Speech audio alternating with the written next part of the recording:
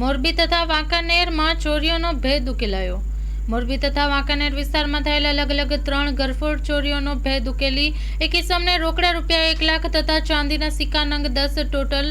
રૂપિયા 25,000 મળીને કુલ રૂપિયા 1,25,000ના મુદ્દામાલ સાથે પકડીને 3 અનડિટેક્ટ ગરફોડ ચોરીના ગુનાઓ ડિટેક્ટ કરતી crime branch Morbi LCB parole furlough સ્ટાફના માણસો કાર્યરત હતા। તે દરમિયાન ખાનગી રાહે બાતમી હકીકત મળેલ કે એક ઇસમ જે હાલ મોરબી બેઠા પુલ પાસે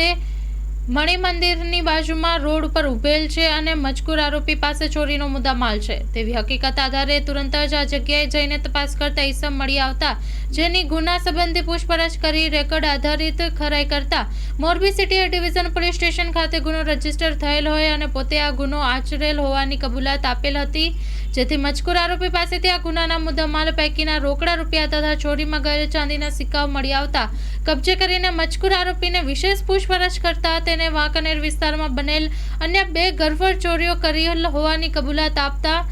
મજકૂરને મુદ્દામાલ સાથે હસ્તગત કરીને આગળની કાર્યવાહી અર્થે મોરબી સિટી એ ડિવિઝન પોલીસ સ્ટેશન ખાતે સોંપવામાં આવેલ છે। પકડાયેલ ઇસમ છે અંકિતભાઈ મહાદેવભાઈ વિકાણી, દેવી પૂજક, હાલ રહેવાસી રાજકોટ ગોંડલ, મૂળ રહેવાસી તાલુકો ટંકારા, જિલ્લો Morbi. Story report by Himanshu Solanki, Morbi.